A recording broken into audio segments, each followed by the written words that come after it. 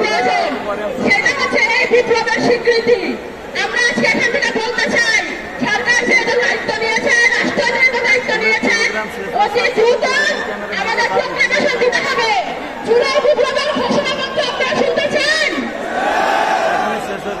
জুলাই বিপ্লবের ঘোষণাপত্রের সাথে সাথে আমাদের অধিকারও লাগবে। 30 বছর হয়ে গেছে ছাত্র সংসদ, ছাত্ররা ভোট দিতে পারে নাই। দেশের আনাচে কানাচে প্রত্যেকটি প্রতিষ্ঠানে যেখানে যেখানে ছাত্র সংসদ আছে, সব জায়গায় ভোট দিতে হবে, ডাকসু দিতে হবে, ডাকসু দিতে হবে, ডাকসু দিতে হবে। আপনারা কি ভোট দিতে চান কিনা? বেশি কিছু বলার নেই। মানুষের উপস্থিতি দেখে, জনসমুদ্রের ঢল দেখে আমি আপ্লুত হয়ে যাচ্ছি। আপনারা যারা কষ্ট করে দেশের বিভিন্ন প্রান্ত থেকে এসেছেন, ধন্যবাদ জানিয়ে আপনাদের ছোট করব না। শুধু বলতে চাই, এই বিপ্লব এবং বিপ্লবের যে কৃতিত্ব সবার, আমরা সবার অংশীদার। সবাইকে ধন্যবাদ, সবাই ভালো থাকবেন। ইনকিলাব জিন্দাবাদ।